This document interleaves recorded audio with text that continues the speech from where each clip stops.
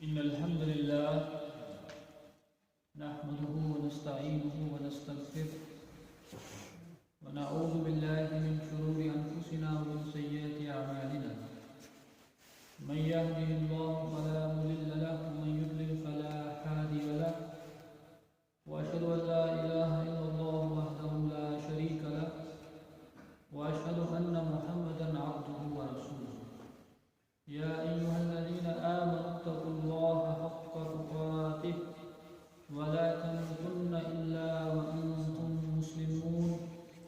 يا أيها الناس اتقوا ربكم الذي خلقكم من نفس واحدة وخلق منها زوجها وبث منهما رجالا كثيرا ونساء واتقوا الله الذي تساءلون به والأرحام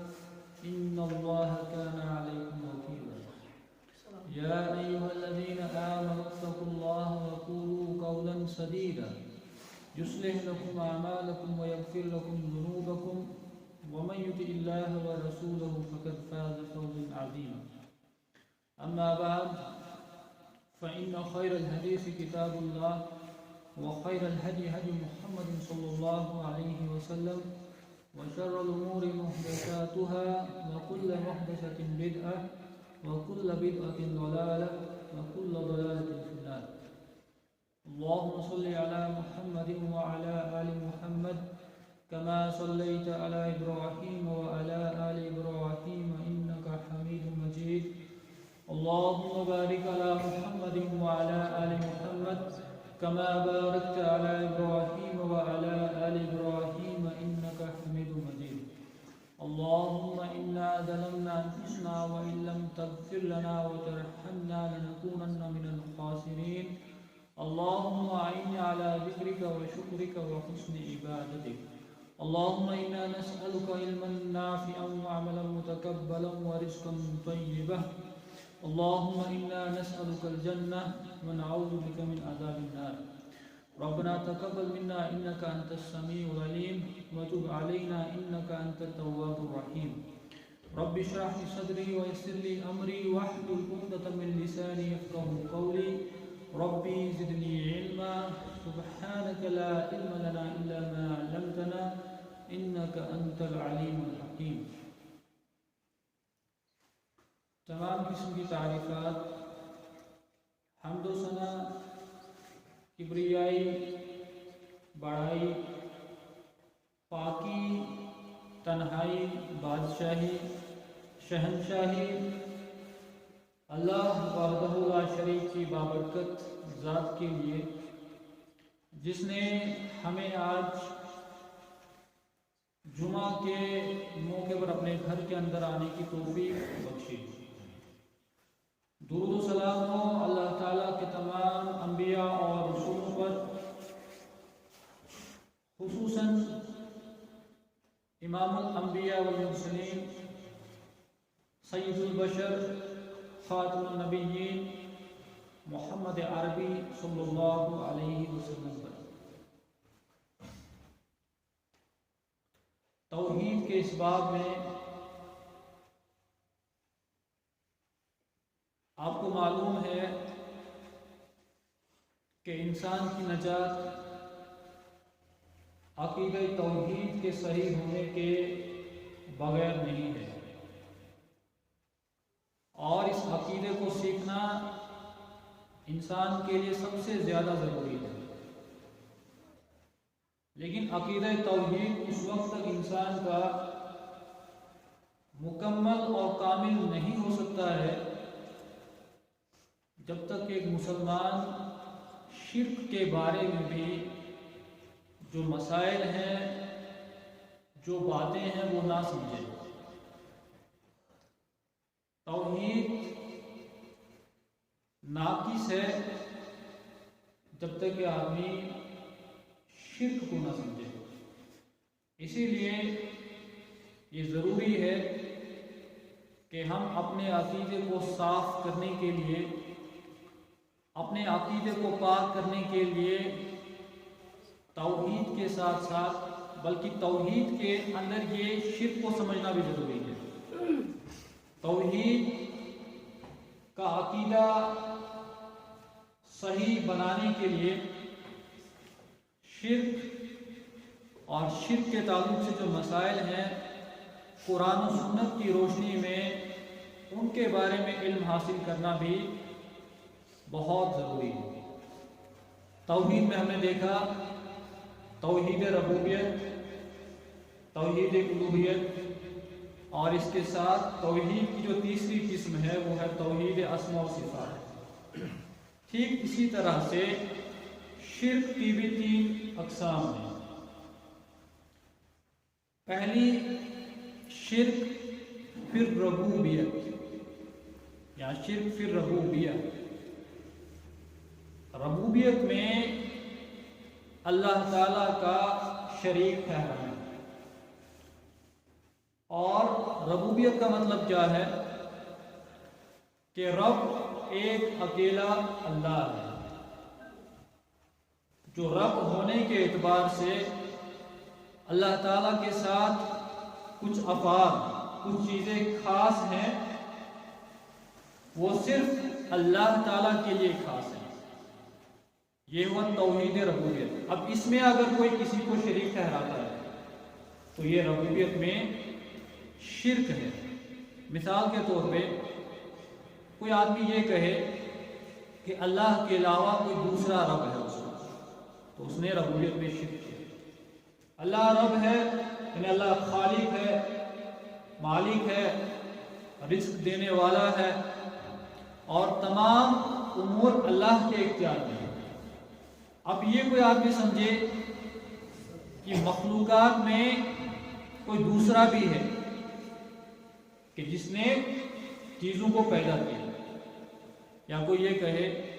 کہ اللہ کے علاوہ کوئی اور بھی مالک ہے، یا جو بھی زمین و آسمان میں تبدیلیاں ہو رہی ہیں، بارش کا نازل ہونا، سورج کا نکلنا، اور زمین کے اوپر طرح طرح کے جو اللہ تعالیٰ نے پیداوار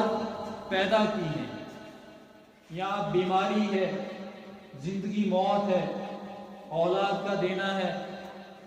یا کسی آدمی کی وفات ہے، اس کے اندر اللہ کے علاوہ کسی دوسرے کو اگر کوئی مقام دے، کوئی اس میں حصہ ڈالے یا سمجھے، یہ شرک فی الربوبیہ ہے۔ اگر یہ کہ رب ایک اکیلا اللہ ہے، پوری کائنات کا خالق و مالک وہی ہے، اولاد دینے والا وہی ہے، بیماری شفا کا مالک وہی ہے، سفارش قیامت کے دن کرنے والا، قبول کرنے والا ہے، اس کی اجازت دینے والا ایک اکیلا اللہ ہے۔ جو بھی انسان کی زندگی کے ساتھ معاملات جڑے ہوئے ہیں، ان میں پورا اختیار اللہ سبحانہ و تعالیٰ کو ہے۔ اب اس کے اندر اگر کوئی کسی کو شریک ٹھہراتا ہے تو یہ ربوبیت میں شرک ہے۔ دوسری شرک کی قسم ہے شرک فی الاسماء والصفات، اللہ تعالیٰ کے اسماء و صفات میں کسی کو شریک ٹھہرانا۔ اللہ تعالیٰ کی جو صفات ہیں کہ اللہ تعالیٰ سنتا ہے، اللہ تعالیٰ بولتا ہے، اللہ تعالیٰ دیکھتا ہے، اللہ تعالیٰ ہر چیز کے بارے میں علم رکھتا ہے، اللہ تعالیٰ عرش پر مستوی ہے، اللہ تعالیٰ کے ہاتھ ہیں، اللہ تعالیٰ کا پاؤں ہے۔ اب اس کے اندر وہ اگر کسی دوسری چیز کے لیے یہ صفات مانتا ہے، یا پھر اس طرح سے کہ جیسے میں بولتا ہوں اللہ بھی ایسے ہی بولتا ہے، جیسا میں سنتا ہوں اللہ بھی ایسے سنتا ہے، یا جیسے میرے ہاتھ ہیں اللہ کے بھی ہاتھ ایسے ہی ہیں، تو یہ کیا ہے؟ یہ شرک فی الاسماء و صفات ہے۔ کیوں؟ اللہ تعالیٰ کی جو نام ہے یا اللہ تعالیٰ کی جو صفات ہیں وہ کسی دوسری چیز میں نہیں ہے۔ لیس کمثلہ شیء وہو السمیع البصیر، اللہ کے جیسی کوئی چیز نہیں ہے۔ اللہ کے ہاتھ کیسے ہیں یہ اللہ ہی جانتا ہے۔ اللہ عرش پر مستوی ہے، اس کی کیا کیفیت ہے صرف اللہ جانتا ہے۔ اللہ کا دیکھنا مخلوق کی طرح نہیں ہے، اللہ کا سننا مخلوق کی طرح نہیں ہے، اللہ کا علم مخلوق کے علم کی طرح نہیں ہے۔ تو جو صفات ہیں وہ خاص اللہ کے لیے ہی ماننا وہ توحید ہے۔ اگر اس میں کسی دوسرے کو بھی آپ نے شریک بنایا تو یہ اسماء و صفات کے اندر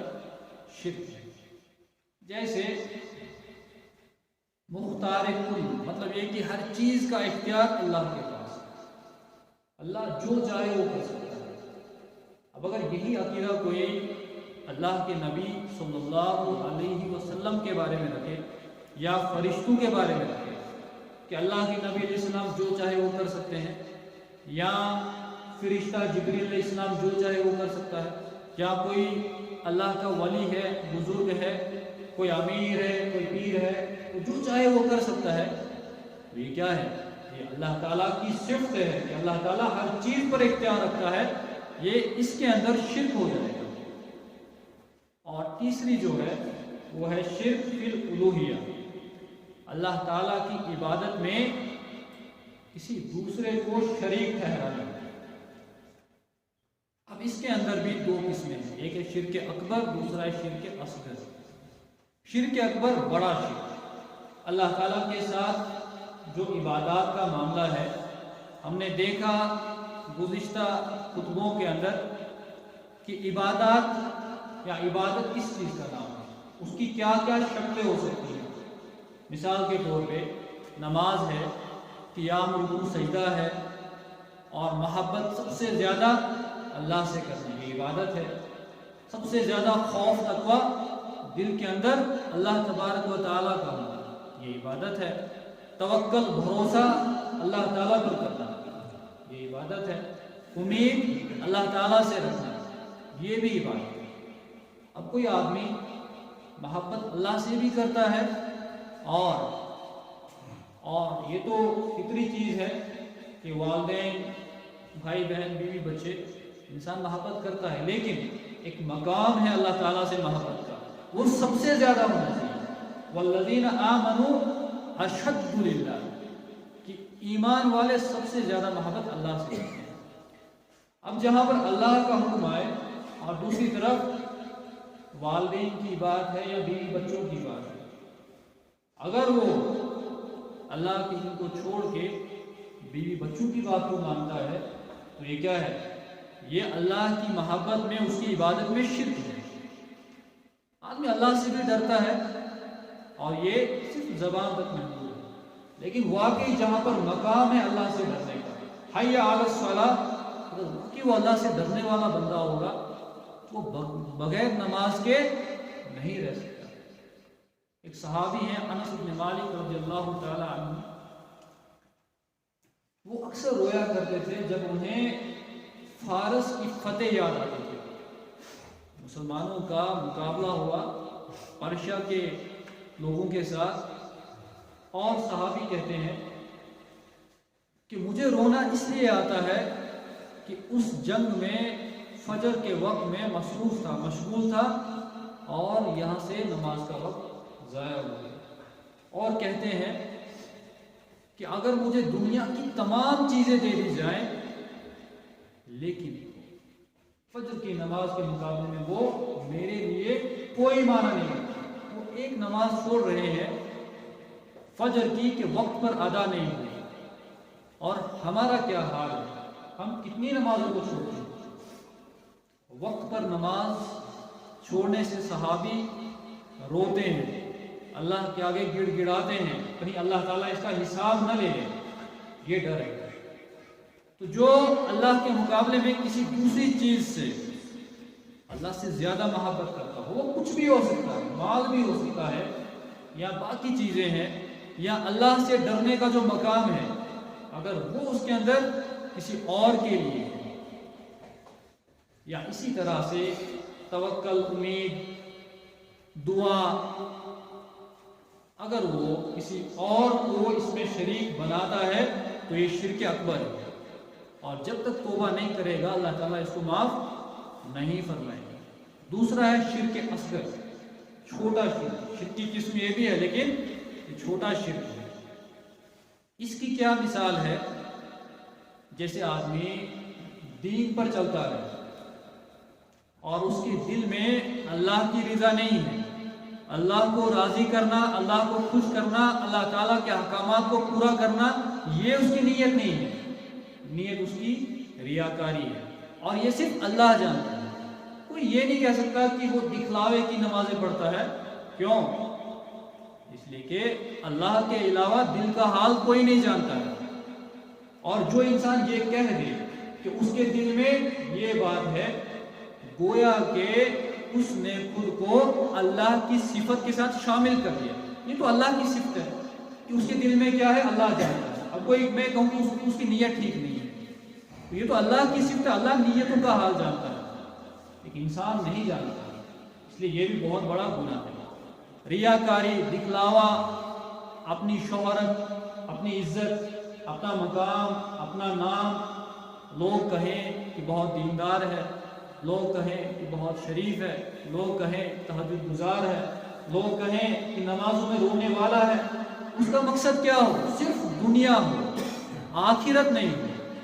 اللہ کو خوش کرنا اس کا مقصد نہیں ہو، یہ شرک اصغر ہے۔ اس نے اللہ کے لیے، اس نے خالص اللہ کے لیے عبادت کو انجام نہیں دیا، وہ جو بھی کرتا تھا اس لیے لوگوں کو خوش کرنے کے لیے، تو یہ بہت بڑا گناہ ہے، اور یہ شرک کی ایک قسم ہے۔ اور اسی کے ساتھ ساتھ غیر اللہ کی قسم کھانا، ہمارا ماحول بھی اسی طرح ہے کہ ہم ماحول میں چیزیں سیکھتے ہیں، بائی گاڈ، چلو گاڈ تو ٹھیک ہے، اگر کسی کے دل میں اللہ مراد ہو ٹھیک ہے، بائی فادر بولتے ہیں، یا ماں کی قسم بولتے ہیں، یا تیری قسم بولتے ہیں، یہ شرک ہے۔ قسم اس چیز کی کھائی جاتی ہے جو آپ کے نزدیک سب سے زیادہ اہم ہے، اور ایک مسلمان کے لیے سب سے زیادہ اہم چیز، سب سے زیادہ عظمت والی چیز، سب سے زیادہ اکرام والی چیز اللہ تبارک و تعالیٰ ہے۔ ایک مسلمان کے لیے ہرگز جائز نہیں ہے کہ وہ اللہ کو چھوڑ کر کسی دوسری چیز کی قسم کھائے، اور جو کسی دوسری چیز کی قسم کھاتا ہے گویا کہ وہ اپنی اس قسم سے یہ ثابت کرتا ہے کہ اس کے نزدیک وہ چیز اللہ سے بھی زیادہ محبوب یا پھر عظمت والی ہے۔ اور اس لیے بھی ہوتا ہے کہ لا علمی ہے، معلوم نہیں ہے، تو یاد رکھیں اس بات کو کہ جب بھی قسم کھانا ہو، اور قسم بھی آدمی کو ہر بات پر نہیں کھانی چاہیے، جہاں ضرورت ہو اللہ کے علاوہ کسی اور چیز کی قسم نہیں کھائی جا سکتی۔ اللہ کی صفات ہیں، ان کی قسم کھا سکتے ہیں۔ مثال کے طور پہ کوئی قرآن کی قسم کھاتا ہے، یہ قرآن کیا ہے؟ یہ اللہ کا کلام ہے، یہ اللہ کا قول کلام ہے، تو اللہ تعالیٰ کی صفات کی قسم بھی کھائی جا سکتی ہے، تو یہ شرک اصغر کی قسم ہے۔ اب اس کے بعد ہم یہ دیکھیں گے کہ عبادت جو ہے وہ اللہ کے نزدیک مقبول کیسے ہوتی ہے، کون سی عبادت ہے جو اللہ تعالیٰ قبول کرتا ہے اور قیامت کے روز اس کا اجر انسان کو ملے گا۔ ایک عبادت کے اندر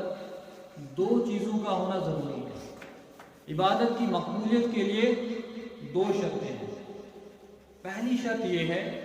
کہ اس میں اخلاص ہو، اس میں اخلاص ہو، وہ اللہ کے لیے، اللہ کو راضی کرنا اس میں مقصد ہو، اللہ کو خوش کرنا اس میں مقصد ہو، ریاکاری نہ ہو، لوگوں کے لیے نہ ہو، لوگ تعریف کریں اس لیے نہیں ہو، صرف میرے رب کا حکم ہے اور میں اپنے رب کو راضی کرنے کے لیے عبادت کر رہا ہوں، لوگ کچھ بھی کہیں، لوگ اچھا کہیں تو بھی میں عبادت کروں گا، لوگ برا کہیں تو بھی میں عبادت کروں گا۔ کیوں؟ عبادت میں مجھے لوگوں کے ساتھ کوئی لینا دینا نہیں ہے، یہ میری عبادت خالص اللہ کے لیے ہے، تو یہ اخلاص ہونا ضروری ہے۔ اسی لیے نماز سے پہلے نیت، یا ہر کام سے پہلے نیت، کہ آدمی اپنی نیت کو درست کرے، اپنی نیت کو صحیح کرے، تاکہ جو عمل کرنے والا ہے، عمل کرنے جا رہا ہے، وہ اللہ کی بارگاہ میں قبول ہو۔ آدمی اس چیز کا احتساب کرے کہ میرے جو بھی اعمال ہیں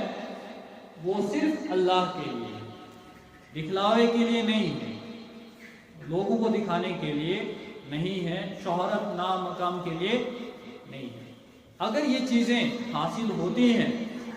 کہ کوئی انسان مشہور ہو جائے، لوگ اس کی تعریف کریں، تو اسے پھر بھی یاد رکھنا چاہیے کہ اس سے مجھے کوئی فرق نہیں پڑتا۔ آج لوگ تعریف کر رہے ہیں، کل یہی لوگ اگر مجھے گالیاں بھی دیں گے تب بھی میں جو کام کر رہا ہوں وہ اللہ کے لیے کر رہا ہوں۔ اور عبادت کے لیے دوسری چیز جو شرط ہے وہ ہے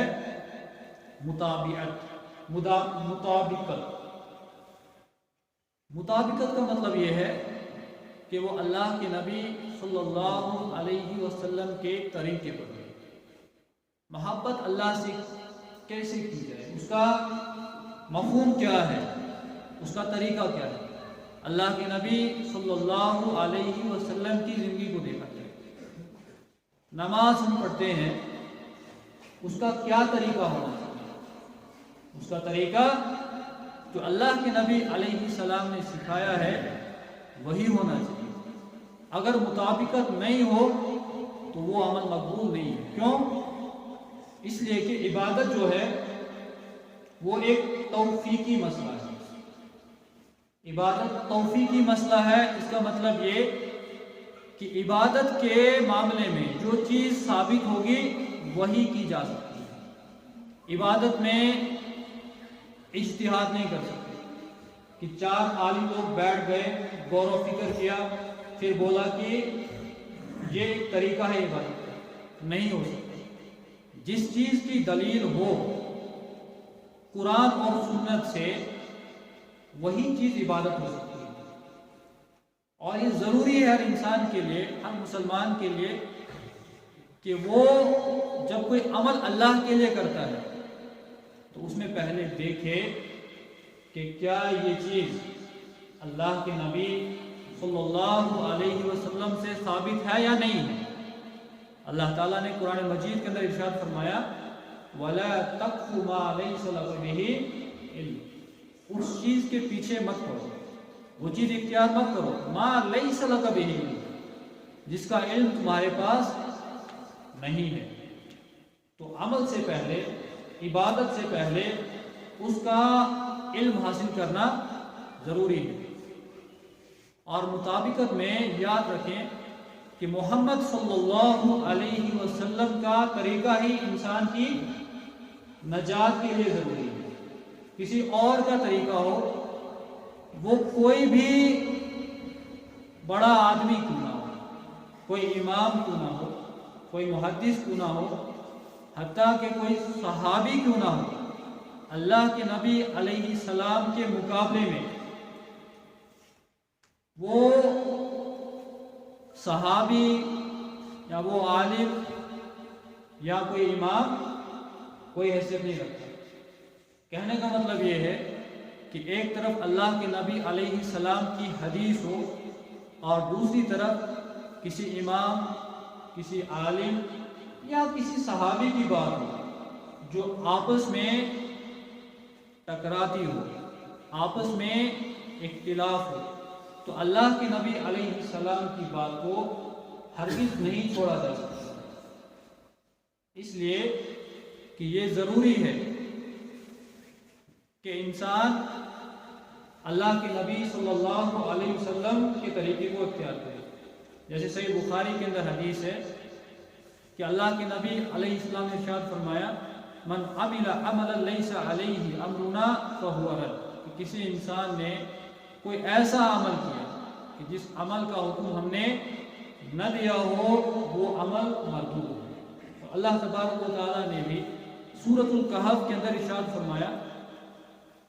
کہ کچھ لوگ ایسے ہوں گے دنیا کے اندر کہ جو بہت زیادہ اعمال کرنے والے ہوں گے، نمازیں پابندی کے ساتھ، نوافل بھی، تہجد بھی، قرآن کی تلاوت بھی یا باقی بھی بہت ساری عبادات وہ کرتے ہوں گے، لیکن ان کی عبادات دنیا میں ہی ضائع ہو جائیں گی اور آخرت میں ان کو کوئی حساب ملنے والا نہیں ہے۔ اللہ تبارک و تعالیٰ نے ارشاد فرمایا قل هل انبئکم بالاخسرین اعمالا، آپ کہہ دیجئے لوگوں سے کہ کیا میں تمہیں نہ بتاؤں کہ عمل کرنے کے باوجود، کتنی عجیب بات ہے، آج کہا جاتا ہے کہ عمل کرو عمل کرو عمل کرو، لیکن علم کی بات نہیں، پہلے علم ہے اس کے بعد عمل ہے۔ قل هل ننبئکم بالاخسرین اعمالا، کہ ہم آپ کو نہ بتائیں کہ اعمال کرنے کے اعتبار سے، اعمال ہونے کے باوجود سب سے زیادہ خسارے میں کون لوگ ہوں گے؟ الذین ضل سعیہم فی الحیاۃ الدنیا، وہ لوگ ضل سعیہم، جن کی محنتیں، جن کی کوششیں، جن کی عبادتیں، جن کی قربانیاں ضل فی الحیاۃ الدنیا، دنیا کی زندگی میں ہی ضائع ہو گئی، دنیا کی زندگی میں ہی وہ بیکار اور غارت ہو گئی، آخرت میں ان کا کوئی حساب ملنے والا نہیں ہے۔ وَيَحْسَبُونَ أَنَّهُمْ يُحْسِنُونَ صُنْعًا، اور وہ اپنی جگہ حساب کر رہے ہیں، اپنی جگہ سوچ رہے ہیں، اپنی جگہ ان کا گمان ہے کوئی وہ اچھا کام کر رہے ہیں۔ مثال کے طور پہ ایک آدمی زندگی بھر نماز پڑھتا ہے اور وہ نماز مطابقت رسول صلی اللہ علیہ وسلم نہیں ہے،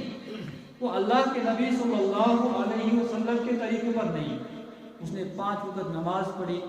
سنتیں پڑھی، نوافل پڑھے، تہجد پڑھے، باقی جو بھی نوافل ہیں زندگی بھر اس نے وہ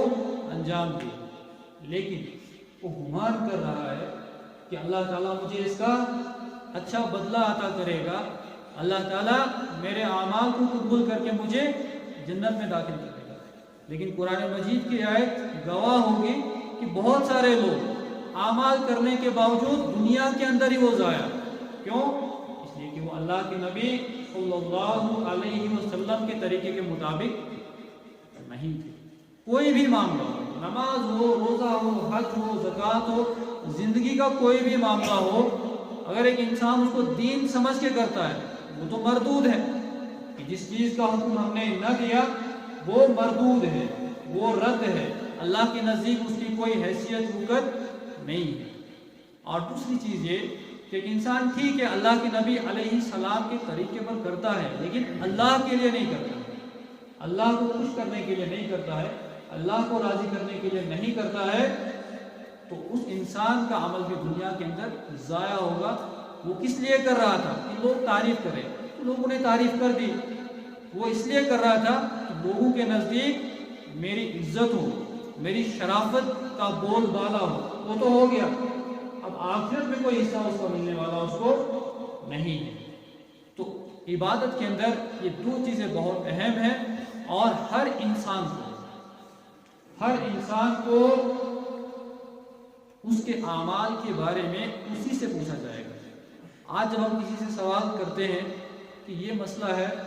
یہ کیوں کرتے ہیں آپ، اس کی کیا وجہ ہے، وہ کہتے ہیں کہ ہم نہیں جانتے، عالم صاحب سے پوچھ لو، امیر صاحب سے پوچھ لو۔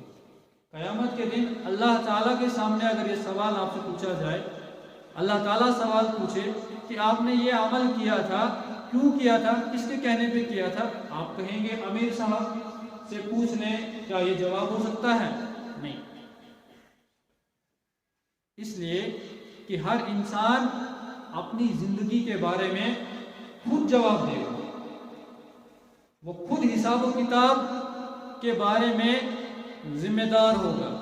کوئی دوسرا اس کو کوئی فائدہ نہ پہنچا سکتا ہے اور نہ ہی نقصان پہنچا سکتا ہے۔ تو لہٰذا ہم لوگ اللہ تعالیٰ سے دعا کریں کہ اللہ تعالیٰ ہمیں شرک کی جو برائی ہے اور اس کی جو غلاظت اور گندگی ہے اس کو سمجھنے کی توفیق عطا فرمائے، اور ہمارے عقیدے کو شرک سے پاک کرے، عقیدہ توحید کو صاف و شفاف فرمائے، اور اس عقیدے کے صحیح ہونے کے بعد جو بھی ہم عبادت کریں اس کے اندر جو کمی، کوتاہی، غلطی ہے، اللہ تعالیٰ اس کو معاف فرمائے، اور اپنی بارگاہ میں جو بھی ٹوٹی پھوٹی عبادت ہے اللہ تعالیٰ قبول فرمائے، اور اس کی بدولت اپنے خاص رحم و فضل کے ساتھ